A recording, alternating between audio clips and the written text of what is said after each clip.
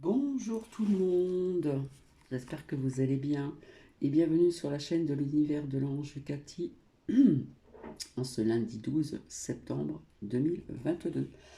J'espère que vous allez bien. Alors, je viens pour quelques petites actus et puis encore des preuves puisque j'aime bien apporter des preuves. C'est vrai que j'ai omis de vous dire, alors je ne sais plus si c'était hier ou pas, hein, il ne faut pas oublier que donc dimanche 11 septembre, ça peut que nous parler donc de ces deux tours, hein, aux USA. Au niveau de ces écroulements, je dirais euh, euh, attentat, mais pas comme on vous l'a dit. Voilà, ça j'en ai déjà parlé auparavant. Donc je vais commencer par la phrase du jour. Alors je l'ai entourée. Voilà. Parfois, il faut laisser le temps faire les choses. Dans certains cas, la seule façon que les anges peuvent vous aider, c'est d'attendre à vos côtés. Donc, voici, voilà. Alors, des preuves, oui, et puis aussi, donc, des, des petites infos par-ci, par-là, etc. D'accord? Et puis après, j'avais envie de vous partager, je pense que tout le monde connaît, Euh, le titre, c'est l'histoire de Roswell. D'accord. Voilà. Donc c'est un homme qui va parler, qui va vous expliquer certaines choses. Voilà. Je ne sais plus combien de temps que ça dure. J'avais trouvé un autre documentaire qui était très très très intéressant. Et finalement, je l'ai perdu, mais je le retrouverai certainement. Alors, avant toute chose, donc j'espère que vous allez bien, que vous avez passé un bon dimanche, etc., etc., etc. Alors, je remercie de vive voix. Donc, merci de ce témoignage qui a été très bouleversant, de ce long commentaire, via également euh, le message de l'archange Michael en ce qui concerne ce que ces messages ont pu, comment dire, parler à Monique, et en ce qui concerne aussi donc l'arrêt du tabac. L'arrêt du tabac est vraiment une grande bataille avec soi-même. Il faut surtout avoir de la volonté. En ce qui concerne les vertus de certaines pierres, certains minéraux, j'ai pas sorti. Vous avez aussi le bracelet en japs dalmatien et vous avez le pendentif aussi qui aurait donc des vertus pour contrecarrer le tabac. J'ai essayé moi-même, d'ailleurs je vais vous les sortir. Alors que oui, c'est vrai que je ne porte pas tout le temps ces bracelets, hein, en ce qui concerne donc les bienfaits, etc. En ce qui concerne la lithothérapie. Donc vous avez ce bracelet comme ça qui est en japs dalmatien, donc il est très très fin. Donc je l'ai porté pendant quelques temps. Et puis c'est vrai que comme j'ai tout le temps les mains par-ci par-là, voilà, j'ai pas trop envie de l'abîmer. Mais par contre ici vous avez le pendentif aussi en jasme dalmatien. Voilà, qui est très long et qui peut se régler. Donc il aurait, c'est vrai, des vertus en ce qui concerne pour contrecarrer le tabac. Et c'est vrai qu'à la maison, j'aime bien être sans rien. Alors que c'est vrai faudrait que je porte des... le pendentif, à la limite, je pourrais le porter. Mais tout ce qui est bracelet, etc., j'ai du mal parce que j'ai toujours pas les mains dans l'eau, mais enfin presque, etc., etc. Donc renseignez-vous en ce qui concerne les vertus du jaspe dalmatien. Il a bien d'autres vertus aussi, mais il est là aussi pour contrecarrer aussi, donc pour aider à, à diminuer, on va dire, la cigarette. Voilà. Euh, il y a, il me semble aussi, d'autres minéraux, d'autres pierres, etc., d'autres cristaux qui aident aussi à l'arrêt du tabac. Donc ça, je tenais à le dire. Donc merci Monique hein, pour ce bouleversant témoignage. Et, euh, Et je vous dis quel courage et puis bonne continuation. Voilà. Alors, en ce qui concerne ceci, hein, donc était sorti autrement, séisme. Donc, il y avait aussi donc les nouvelles. Les nouvelles. Alors, apparemment, il y a eu samedi 10 septembre 2022 des séismes, donc des tremblements de terre, qui ont de magnitude de 7,6 qui ont lieu en Papouasie, Nouvelle-Guinée, et un autre à Sumatra, donc en Indonésie. Ensuite, en ce qui concerne aussi cette carte aussi, par contre j'ai oublié de sortir l'autre. Alors attendez, hop. J'avais pas tout préparé, désolé. Et puis il est 10h15. Et j'ai du blue qui m'attend encore. Je vous expliquerai pourquoi après. Donc c'est vrai que j'ai omis de la préparer. Je recherche assez rapidement, donc désolé. Nanana. Donc j'espère que vous allez bien. Ici nous avons un super temps, du soleil, un ciel clément, sans trace de quoi que ce soit. Donc où je réside. Alors. Hop. C'était avec ces petites cartes, j'avais fait depuis très très longtemps. Hein. Donc j'avais sorti aussi ce genre de 1, où on parle de violence encore. Alors, voilà, ça y est, je l'ai trouvé. Hop. Et en ce qui concerne aussi violence,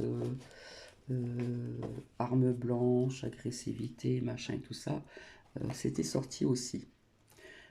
Donc, ici nous avons la rapidité et on voit une chute d'eau, d'accord? Et j'avais sorti quelque chose de rapide. Donc ça pouvait nous parler aussi d'inondation, à ce qu'on voit la pluie, des éclairs, mais il y a quelque chose de rapide. Donc, il se peut que le pont de... Alors j'ai du mal à le dire, de Wiwan, Wiwan, je sais plus, hein, ce barrage qui est près des laboratoires, eh bien, risque hein, d'exploser. D'accord? Ensuite, ce que je n'ai pas fait attention, c'est que entre le décès de cette couronne, il y a 17 jours, donc entre le 8 et le 19, et on retombe sur cette 17e lettre de l'alphabet. En Italie, il y a eu des personnes qui ont brûlé leurs factures d'énergie. Ça, faut le savoir aussi. Et comme quoi je vous avais dit qu'ils ne pourront pas toujours aller jusqu'au bout, puisqu'en ce qui concerne ces bracelets électroniques, eh bien, ils ont été annulés dans des collèges. Ensuite, en ce qui concerne cette arme blanche, etc., apparemment, on m'aurait dit qu'il y aurait une fusillade à Marseille à l'arme blanche, donc règlement de compte, etc., etc., etc. D'accord? Je vous avais sorti aussi la colère. Donc elle était représentée autrement, mais je l'ai aussi comme ceci. Hein? On voit la colère. Donc la colère, eh bien pourquoi la colère? Eh bien déjà, en Italie, on brûle ses factures d'énergie. Et puis en Belgique, manif hein, contre ces factures énergétiques aussi. D'accord? Et puis, alors j'avais vu un film déjà qui date de très longtemps en ce qui concerne, comment dire, des vols d'organes. Donc ça, faut aller voir en arrière. Effectivement, ça fait très longtemps qu'on parle qu'il y a des prélèvements d'organes d'enfants. Hein, voilà. On en prend, on en laisse. Et puis, vous voyez comme quoi que les choses tombent.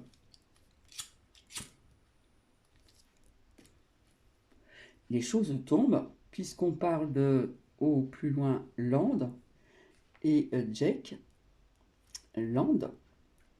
Eh bien, il y a eu plainte contre viol en ce qui concerne la pédo, plus loin, fille, plus loin, lit. Je pense que vous avez dû bien comprendre. Donc, je vous avais dit qu'il y aurait d'énormes secrets qui allaient se dévoiler, des vérités, etc., etc. Hein. Et puis, nous avons aussi, hein, ici, si vous voulez, aussi, faites vos recherches. Hein. Et nous avons eu aussi la protection que j'ai mise, que j'ai présentée comme ceci, avec un bébé dans les bras. Donc j'ai envie de vous dire aussi, faites attention encore à vos enfants. Voilà, c'est ce qu'on me dit de vous dire. Alors,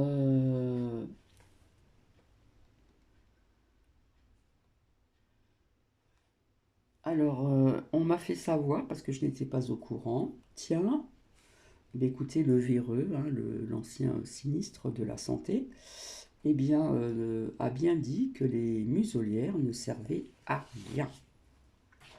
Voilà. Donc, je ne juge pas, mais quand je vois des personnes qui ont encore ceci à l'extérieur, etc., etc., voilà. Hein. Donc, maintenant, si vous le souhaitez, je ne vais pas vous faire visionner ceci, mais cela m'a bien parlé.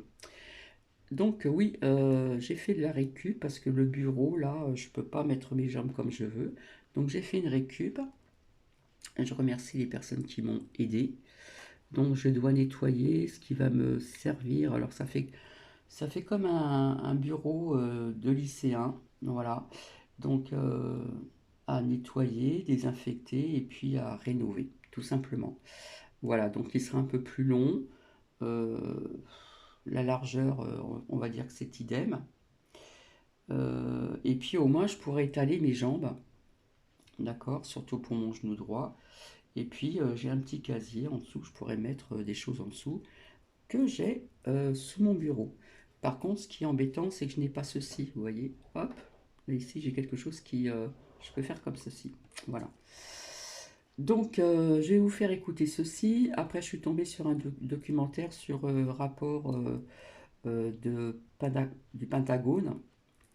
Donc ça, on nous verrons par la suite, mais après, c'est à vous aussi de faire vos recherches. Hein. Donc, tout le monde connaît la base 5.1, Roswell, etc. Ce qui s'est passé dans un champ de paysans là-bas, etc. Donc, je vais vous faire écouter ceci. J'espère que Chantal, vous m'entendez bien. Et puis là, le son, il est au taquet. Et voilà. Donc, nous allons commencer. Alors, si ça bug, je vais mettre sur pause. Alors c'est vrai que ça va prendre du temps parce que c'est vrai que j'ai des choses à faire après. Voilà. Parce que j'aime bien faire ce qu'il faut le matin, puis être tranquille l'après-midi pour reposer mon genou. Allez, nous allons commencer. L'histoire de Ross plus loin Well.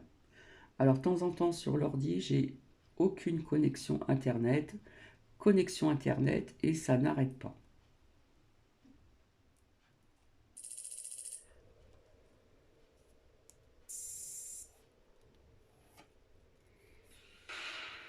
« 2 juillet 1947. Une explosion retentit dans la nuit du Nouveau-Mexique.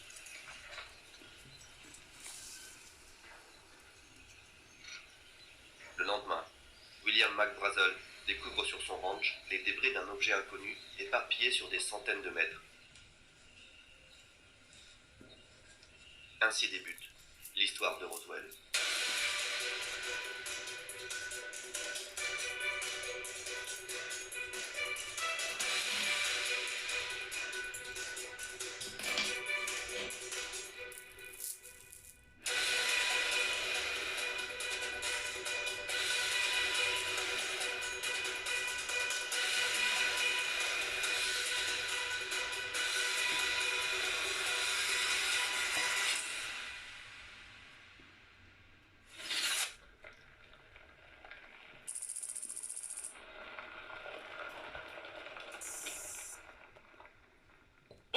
Bonjour à tous ceux qui sont vivants, comme je l'ai entendu ce matin à la radio.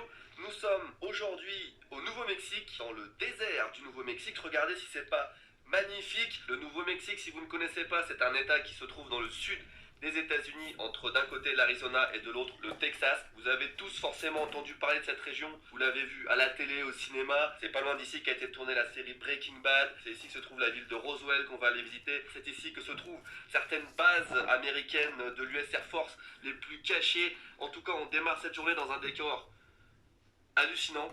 100 personnes, il y a le désert, il n'y a pas beaucoup de monde forcément. Alors on va évidemment aller voir la ville de Roswell et s'intéresser un petit peu à tout ce qui touche aux extraterrestres dans le coin. Mais avant ça, rappel des faits. Début juillet de l'année 1947, William McBrazel découvre sur son ranch des débris métalliques répandus sur une surface d'environ 80 mètres de large sur près d'1 kilomètre de long. Dans l'impossibilité d'identifier les débris, il les montre à la famille Proctor, propriétaire du ranch voisin, situé à quelques kilomètres. Ensemble, ils décident qu'il faut reporter l'incident au shérif du comté, George Wilcox. Nous sommes le 6 juillet 1947. Le shérif avertit à son tour la base militaire de Roswell, la Roswell Army Airfield. 2 militaires sont envoyés sur place pour examiner les débris, le major Jess Marcel et le capitaine Sheridan Cavitt. Ceux-ci ramènent des débris à la base de Roswell. Nous sommes le 7 juillet 1947. Le colonel Blanchard ordonne d'établir un cordon de sécurité sur le périmètre du crash. Les débris sont collectés par l'armée et ramenés temporairement sur la base de Roswell, avant d'être acheminés vers la base de Fort Worth, au Texas, pour examination. La même journée, le colonel Blanchard ordonne au lieutenant Walter Haute, porte-parole de la base militaire, de rédiger un communiqué officiel sur l'incident. L'armée de l'air annonce aujourd'hui qu'une soucoupe volante a été trouvée dans un ranch près de Roswell et est maintenant en la possession de l'armée. Les journaux et la radio s'empressent de diffuser la nouvelle. Headline edition, July 8, 1947. The Army Air Forces has announced that a flying disc has been found and is now in the possession of the Army. The disc landed at a ranch at Corona, New Mexico, and the rancher turned it over to the Air Force. Rancher W.W. Brazil was the man who discovered the saucer. Colonel William Blanchard of the Rockwell Air Base refuses to give details of what the flying disc looks like. In the meantime, General Ramey describes the object as being of flimsy construction, almost like a box type. He says that it was so battered that he was unable to determine whether it had a disc form. Ramey says that so far as can be determined, no one saw the object in the air, and he describes it as being made of some sort of tinfoil. Mais les Américains ont à peine le temps de s'enflammer qu'un second communiqué de presse arrive sur les bureaux des journalistes. Celui-ci provient du brigadier général Ramey de la base de Fort Worth. Après analyse, les débris retrouvés dans le ranch sont ceux d'un ballon météo et non ceux d'une soucoupe volante. Le colonel Blanchard s'est trompé. Une séance photo montrant les débris est organisée. Les journaux publient la conclusion de l'enquête. Nous sommes le 9 juillet 1947 et l'affaire Roswell est oubliée pendant plus de 30 ans.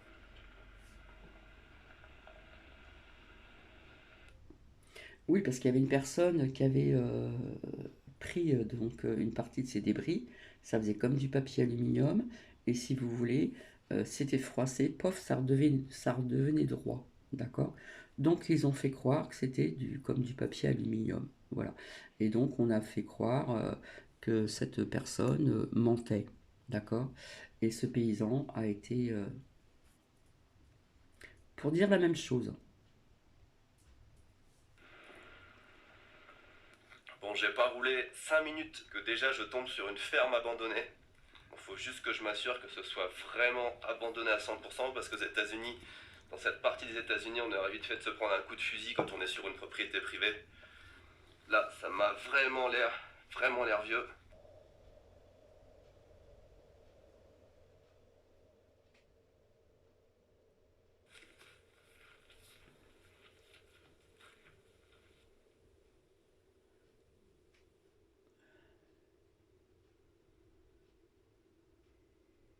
On vit quand même à une époque extraordinaire. Hein. Hier, j'étais au Japon, j'étais à Tokyo, et là, 24 heures plus tard, je me retrouve dans un désert au Nouveau-Mexique à explorer une ferme abandonnée. Ne vous fiez pas au décor, on a beau être dans le désert, il y a des cactus et tout. Il fait genre 2 ou 3 degrés là seulement. Cette nuit, quand je me suis réveillé,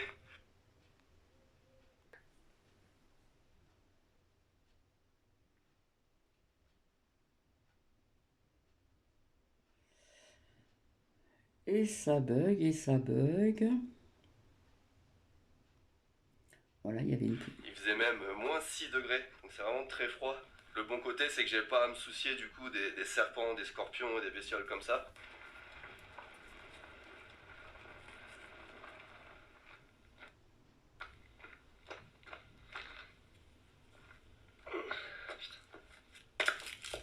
Là-bas, on regagne la civilisation. Il serait pas trop tôt parce que ça fait plus de 2 heures que je roule et que j'ai vu personne. Pas une seule personne en 2 heures.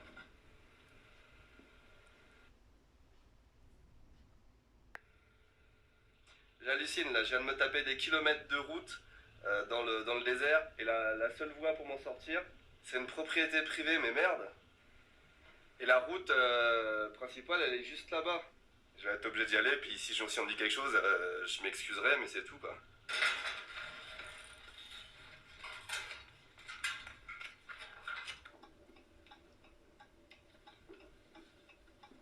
Yes, j'ai réussi à m'en sortir. Il y avait 2 fermes sur le trajet, mais j'ai vu personne, donc personne m'a rien dit. Et je vous avoue que c'est pas très rassurant aux États-Unis de passer sur une propriété privée. Si vous vous demandez pourquoi je ne suis pas encore à Roswell en train de vous parler d'extraterrestres et de théories du complot, c'est qu'il est nécessaire de comprendre que nous sommes au Nouveau-Mexique et pas ailleurs dans le monde. Au final, vous comprendrez pourquoi le crash de Roswell a eu lieu dans cette région et pas ailleurs. Le Nouveau-Mexique, c'est une vaste étendue de plus de 300 000 km². C'est plus grand par exemple que le Royaume-Uni ou l'Italie, et quasiment aussi grand que tout le Japon. C'est l'un des États les plus grands des États-Unis, mais en même temps l'un des moins peuplés. En 1947, la population ne dépassait pas les 600 000 habitants. C'est une région sèche, dans laquelle il ne pleut presque pas, et aussi très plate. Bref, le Nouveau-Mexique, c'est un immense désert, et tout naturellement, c'est depuis des décennies un gigantesque terrain de jeu pour les scientifiques de l'armée américaine qui y réalisent. Ils doivent aimer la sécheresse, hein, d'après ce que ce monsieur dit. Hein. Le désert, pratiquement pas de pluie, etc., etc. Donc apparemment, ils aiment bien la chaleur. Le désert. Toutes sortes de recherches et d'expériences secrètes. Vous voyez déjà où je veux en venir, mais on en reparle plus tard. Arriving at Magdalena.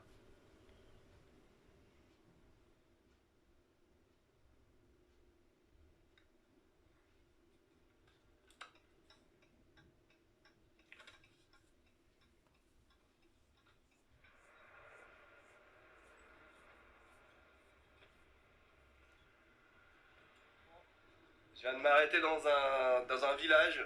C'est le premier que je vois depuis un bout de temps. Il s'appelle apparemment Magdalena. Et alors là, c'est plus un voyage aux États-Unis que je fais, c'est carrément un voyage dans le temps. Regardez la gueule des maisons, des magasins. On n'est plus au 21e siècle, on est d'accord. Tout a l'air à moitié abandonné en plus.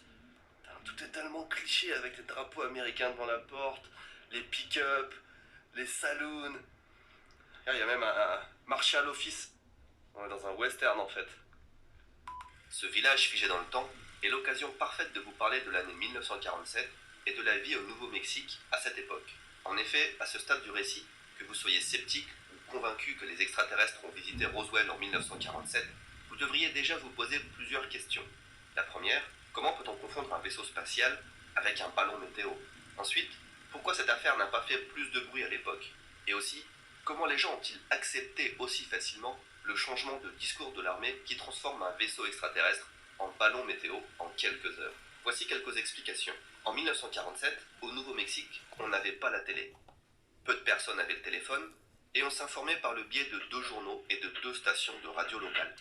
Inutile de vous dire que l'information ne circulait pas à la même vitesse qu'aujourd'hui. Mais surtout, à l'époque, on croyait ce que nous disaient les autorités. On avait confiance en son gouvernement. Ça peut paraître difficile à croire aujourd'hui, mais ce n'est que durant les années 60, durant la guerre du Vietnam, que les Américains ont commencé à douter en leurs responsables. Bref, 1947 était une époque sans trop de sensationnalisme, durant laquelle les gens étaient moins informés, avant la mode des théories du complot, et où l'on croyait ce qui était publié dans les journaux. On va revenir sur l'année 1947 très vite, car vous allez voir, c'est vraiment l'année idéale pour voir la naissance de l'affaire Roswell. On est à peut-être encore 5 ou 6 km de distance de là où je veux aller, et déjà ça a l'air ouf. Je vous montre pas tout de suite parce que ce serait un peu gâché, mais c'est très excitant. On se rapproche. Oh, putain, on se croirait vraiment dans un film. On se croirait dans un film de science-fiction, c'est ouf. Bon, je vous rappelle qu'on est dans le désert du Nouveau-Mexique. Cet endroit figurera sur la carte ici Japon, bien évidemment, attention.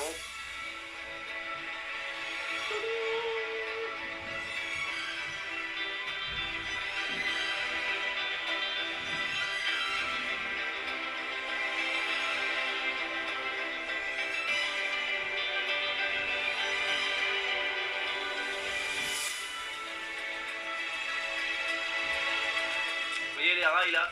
Ça sert à les transporter les antennes. Elles font 25 mètres de diamètre et 230 tonnes et on arrive à les déplacer sur des rails comme ça pour faire de la maintenance par exemple. C'est putain d'impressionnant. Je viens d'arriver sur un parking, c'est un parking, une aire d'observation en fait. D'ici on voit toutes les paraboles et c'est encore plus ouf, mais vraiment d'où t'as ça en plein milieu du désert et d'où t'as personne surtout. Regardez-moi ça. Il n'y a pas une personne, je suis tout seul. Comment ça se fait qu'il n'y a pas des milliers de personnes, des milliers de passionnés d'astronomie de partout dans le monde qui viennent ici pour voir ce spectacle? Franchement, c'est...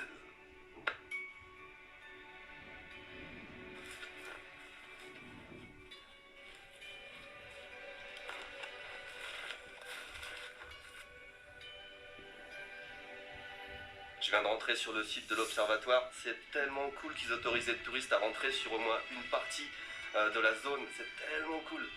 J'ai découvert cet endroit en voyant le film Contact avec Jodie Foster.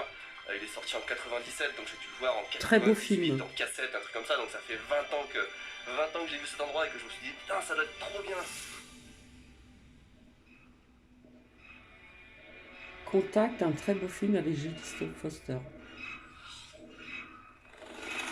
This morning's detection of an unidentified radio source from deep space can neither be confirmed nor denied. Whatever it is, it ain't local. Et du coup de me retrouver là, c'est tellement bien. Et on est vraiment proche. Là où je me trouve actuellement, ça s'appelle le Very Large Array, VLA. C'est un ensemble de 27 antennes radio et elles sont toutes connectées entre elles. Alors imaginez qu'une antenne fait 25 mètres de large et une fois qu'elles sont toutes connectées entre elles, elles regardent toutes au même endroit, au même moment. C'est comme s'il y avait une immense antenne qui faisait plusieurs centaines de mètres de large qui regardait vers l'espace, qui envoyait des ondes radio vers l'espace. Et du coup, depuis cet endroit, on peut voir des trucs mais alors hallucinants, les galaxies lointaines, des trous noirs, tout ce que vous voulez, des étoiles, des planètes même. La plupart des éléments de l'univers qui ne sont pas visibles avec un télescope classique, puisque on ne peut pas voir, quand il y a un nuage d'étoiles par exemple, on ne peut pas voir derrière parce qu'il y a trop de lumière ou parce que voilà, il y a des particules. Alors que les ondes radio, il n'y a pas vraiment de limite, on peut les envoyer au fin fond de l'univers à des millions d'années-lumière, des milliards d'années-lumière, et ça permet de voir énormément plus de choses qu'avec un télescope classique. On a tous vu des espèces de photos, des imageries qui ont été générées grâce à ces antennes. On a tous entendu parler de missions spatiales avec des satellites qui étaient envoyés au fin fond du système solaire et qui communiquaient jusqu'à la Terre. C'était grâce à ces antennes parfois. Elles ont même été utilisées à certains moments pour rechercher la vie extraterrestre dans d'autres galaxies en cherchant des fréquences radio un peu à droite à gauche. Même s'il est extrêmement difficile de rechercher la vie dans un univers aussi vaste, qui plus est de la vie intelligente, avouez que statistiquement, il y a très peu de chances pour qu'on soit seul dans l'univers. Aujourd'hui, on sait que la Voie lactée comprend au minimum 100 milliards de planètes. Et là, on parle juste de la Voie lactée, de notre galaxie. Le nombre de galaxies étant lui estimé aujourd'hui à environ 2000 milliards, ça voudrait dire, en gros, qu'on peut espérer trouver 200 000 milliards de planètes dans l'univers. Imaginez que même si seulement une planète sur 1 milliard recueille les conditions nécessaires à la formation de la vie, ça voudrait dire que 200 000 milliards d'entre elles sont potentiellement habitées. Évidemment, ça n'est pas aussi simple que ça, mais c'est pour dire que penser que l'on n'est pas seul dans l'univers est loin d'être stupide. J'étais en train de rouler vers Roswell, mine de rien il y a presque 300 km, pas loin de 4 heures de route depuis le site des antennes radio.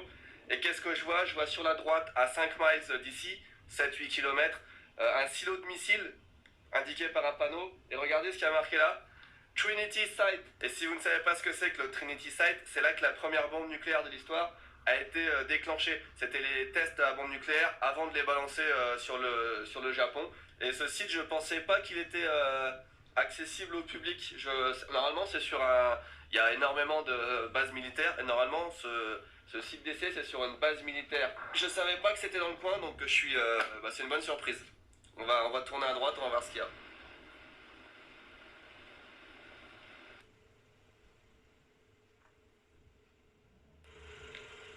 route est barrée, on arrive sur une base militaire. Il y a des installations militaires un peu partout dans la montagne. À perte de vue, on voit des espèces de télescopes. Bon, apparemment, c'est des points de lancement pour des missiles nucléaires. On arrive à ce qui est pour moi la clé dans le dossier Roswell. La forte présence de l'armée au Nouveau-Mexique. Nous venons de voir que c'est près de Roswell qu'a été testée la première bombe atomique. C'est là aussi que se trouve la première base de missiles des États-Unis, White Sands. On sait qu'à la base de Kirkland ont été développés des systèmes de guidage laser dans les années 60, testés des systèmes à impulsion électromagnétique sur les avions dans les années 70 et 80, et bien d'autres choses encore. Certains parlent même de tunnels secrets et de ramifications du projet ARP.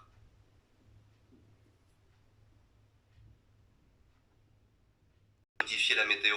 Il est même difficile parfois de discerner le vrai du faux. Ceci par exemple c'est une vraie arme et non un accessoire de cinéma. Ce qui est sûr c'est que l'armée teste ses jouets dans le coin depuis très longtemps. Imaginez-vous en plus en 1947. Nous sommes juste après la fin de la Seconde Guerre mondiale et au début de la guerre froide. Les États-Unis sont prêts à tout pour garder un avantage technologique sur l'URSS. Et le Nouveau-Mexique compte des dizaines de bases de l'armée, dont 8 bases majeures de l'Air Force. On imagine le nombre de tests, essais, expériences menés près de Roswell cette année. À ce moment, vous êtes peut-être convaincu que le crash de Roswell est en fait un ratage de l'armée. Et je vous avoue que c'est aussi ce que je me disais avant d'arriver à Roswell et de rencontrer Denis Balthaser, un ufologue qui va apporter pas mal de nuances à ce discours. Je viens d'arriver dans mon hôtel, c'est un hôtel Super 8, c'est une chaîne d'hôtels classique, rien à voir malheureusement avec le film Super 8 de J.J. Abrams. Si vous ne connaissez pas d'ailleurs, excellent film que je vous conseille, c'est dans la même vibe que Stranger Things. And action! Guys, watch out!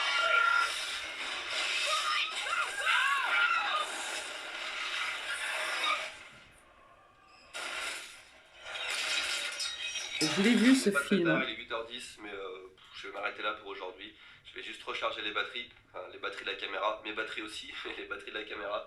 Et puis je vais manger au Taco Bell, il y a un Taco Bell juste à côté, on va pas se faire chier, on va aller au Taco Bell. Ça passe le Taco Bell. Bon, à demain. Avant de rencontrer Denis Balthaser, il faut que je vous en dise plus sur l'affaire Roswell. Le 9 juillet 1947, suite au communiqué du brigadier général Ramey, plus personne ne parle d'extraterrestres. Ce n'est qu'en 1978, soit 31 ans plus tard, que des témoignages recueillis par sèment le trouble. Car en effet, tout repose sur des témoignages. Celui de Jess Marcel d'abord, l'un des 2 premiers militaires envoyés sur le lieu des débris, qui affirme que ces débris étaient d'origine inconnue, faits de métal d'une résistance extraordinaire. Il affirmera aussi que les débris de ballons météo avec lesquels il pose sur les photos ne sont pas ceux qu'il a ramenés au brigadier général Ramey. Cette seconde affirmation, en tout cas, est crédible puisque, nous le verrons plus tard, l'armée reconnaîtra que ce n'est pas un ballon météo qui a été récupéré dans le ranch de Brazel. À cela s'ajoute le témoignage de son fils, Jess Marcel Jr. Le major Marcel était tellement excité par cette découverte qu'avant de revenir à la base avec les débris collectés, il s'est arrêté chez lui à 2h du matin pour réveiller sa famille et leur montrer le fameux métal. Jess Marcel Jr. confirme que le métal qu'il a eu entre les mains ne correspond pas à ce que l'on voit sur les photos officielles. Là encore, ce témoignage est plausible puisque l'armée changera sa version plus tard. À ceci s'ajoutent des dizaines d'autres témoignages recueillis par les ufologues qui ont multiplié les livres sur le sujet. Le plus troublant d'entre eux vient de Glenn Dennis.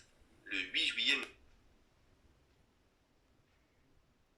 âgé de 22 ans, il était employé des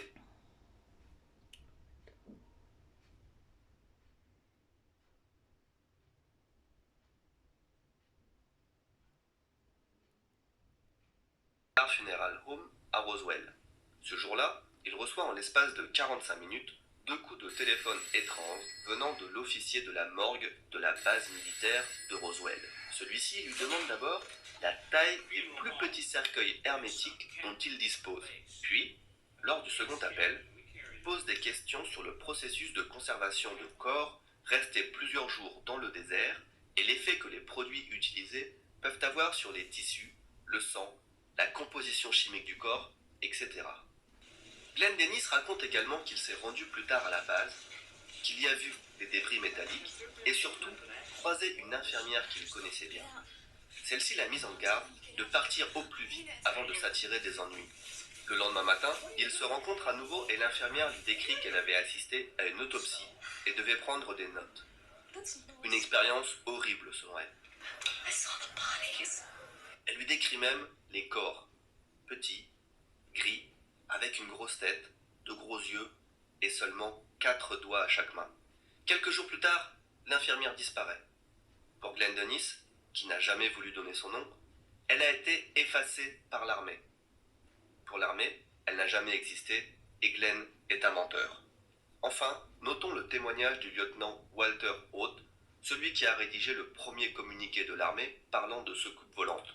Non seulement il place toute sa confiance dans le récit du major Jess Marcel, mais surtout il affirme avoir vu les corps des extraterrestres, lui aussi. Il le dira une première fois lors d'une interview avec Denis Balthazar, puis une seconde fois, avec beaucoup plus de détails, dans une lettre scellée qui n'a été ouverte qu'après sa mort.